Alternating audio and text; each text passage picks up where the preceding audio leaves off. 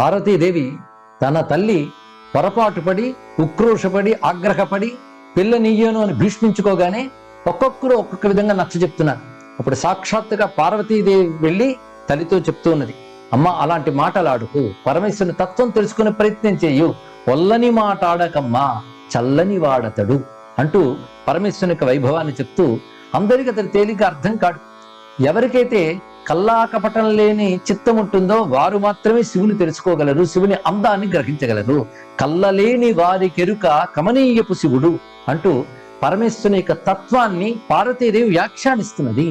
ఆయన ఐశ్వర్యములకే ఐశ్వర్యమైన వాడు, మనం అనుకునే మంచి చెడులు కాని అతీతుడు, సర్వదేవతలకే ఆయన పెద్దవాడు, విరూపంగా కనబడ్డప్పటికీ ఆయన పరమ స్వరూపుడు, అసలు ఏ రూపము లేని అద్వైతత్వం కూడా ఆయనే.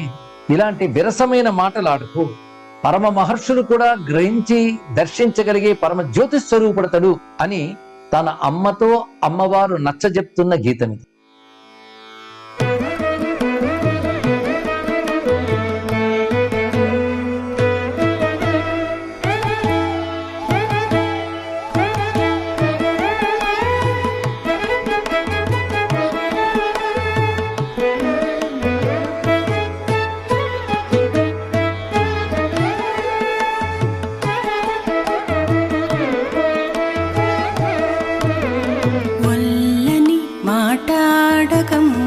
చల్లని వాడతడు, ఒల్లని మాటాడకమ్మ చల్లని వాడతడు, కల్లలేని వారికెరుక కమనీయపు శివుడు, కల్లలేని వారికెరుక కమనీయపు శివుడు, ఒల్లని మాటాడకమ్మ చల్లని వాడతడు, కల్లలేని వారికెరుక కమనీయపు శివుడు.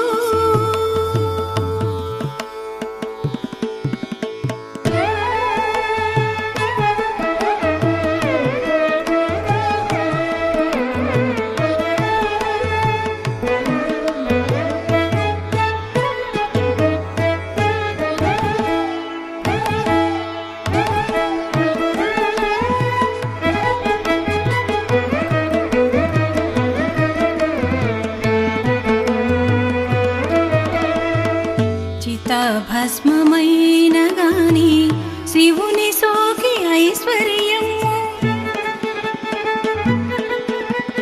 అతని పేరు రూపు మంగళాయతనములు,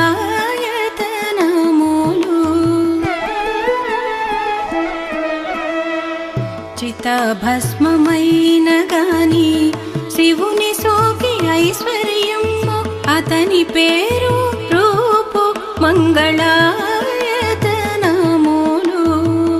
హితాహితాతీతుడతడు ఎల్ల దేవతల పెద్ద, హితాహితాతీతుడతడు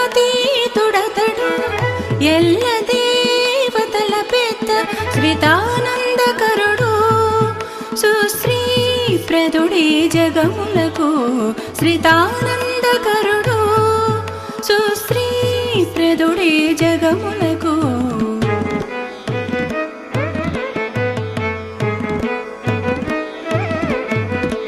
ఒల్లని మాటాడకమ్మ చల్లని వాడతడు, కల్లలేని వారికెరుక కమనీయపు శివుడు, ఒల్లని మాటాడకమ్మ చల్లని వాడతడు.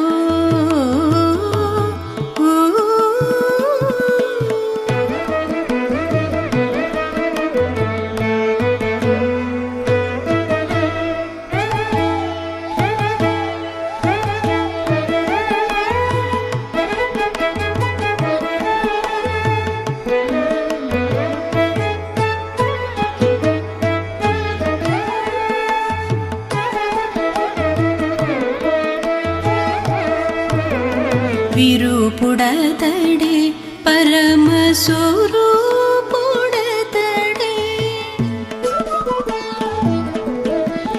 అరసి చూడ రూపులేని అద్వయుడతడే,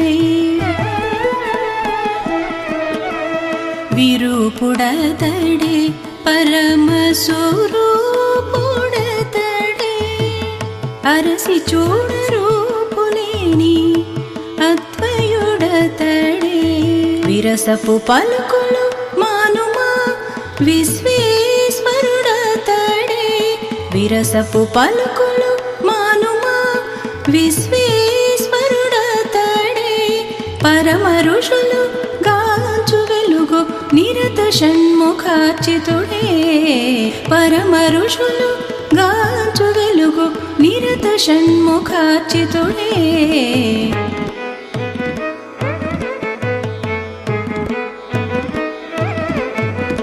వల్లని మాటాడకమ్మ చల్లని వాడతడు వల్లని మాటాడకమ్మ చల్లని వాడతడు కల్లలేని వారికెరుక కమనీయపు శివుడు కల్లలేని వారికెరుక కమనీయపు శివుడు వల్లని మాటాడకమ్మ చల్లని వాడతడు చల్లని వాడతడు